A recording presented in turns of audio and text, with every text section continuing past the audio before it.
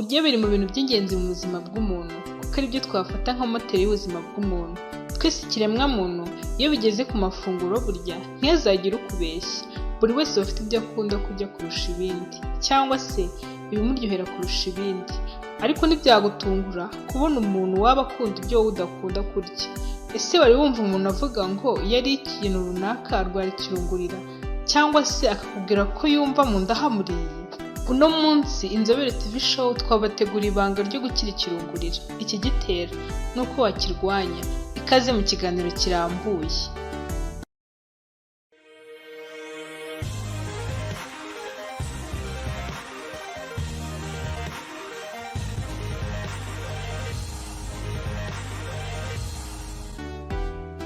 Ikirungurira ni kimwe mu bintu bibangamira ukirwaye kuko bitamuha amahoro mu gihe akirwaye.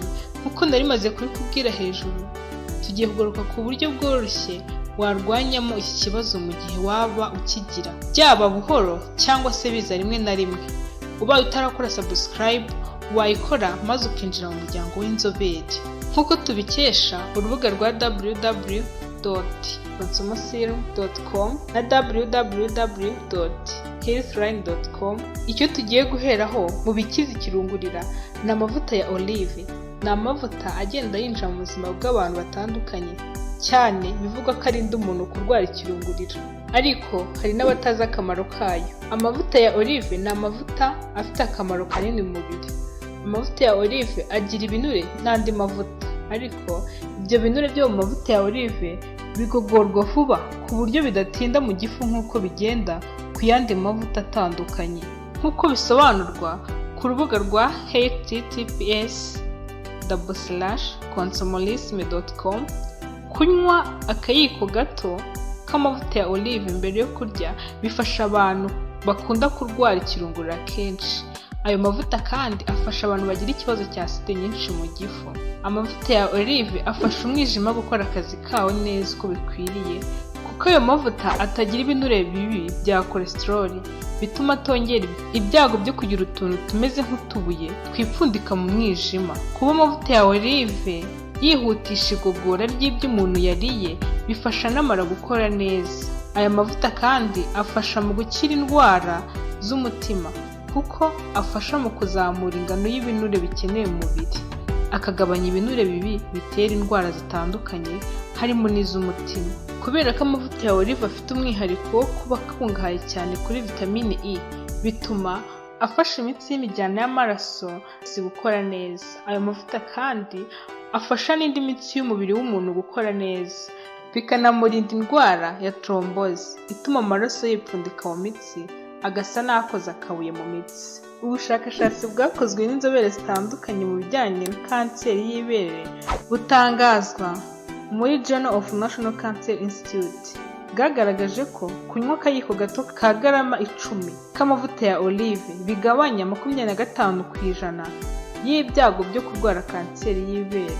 Kuri urwo rubuga bavuga ko amavuta ya olive ashobora gutekeshwa ibiryo, ariko ashobora no kongerwa mu biryo byamaze gushya, kuyashyira muri salade z'imboga zitandukanye n'ibindi.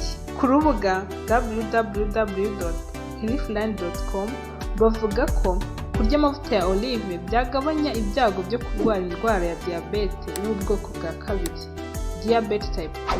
Amavuta ya olive kandi ngo afasha kurwanya indwara ya Alzheimer iterwa no kwangirika k'ubwonko, akajyana no gutuma umuntu yibagirwa cyane.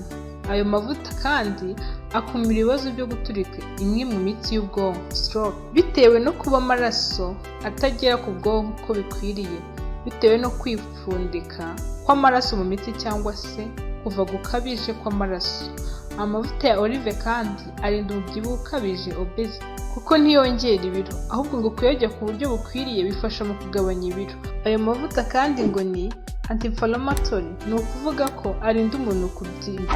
Ese nshuti y'Inzobere TV, ibi byose tumaze kukubwira wari ubizi? Ese wari uzi umuti uvura ikirungurira kandi ukaba wanawifashisha mu bindi bitandukanye?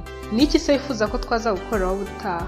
Wacyandika hano hasi muri comment, maze ubutaha nawe tukazagukora ubushakashatsi. Ubaye kandi utariyandikisha mu muryango w'inzobere, wakora subscribe maze nawe ugahabwa ikaze mu isi y'inzobere. ikiganiro cyacu nakagaruka nawe ubutaha.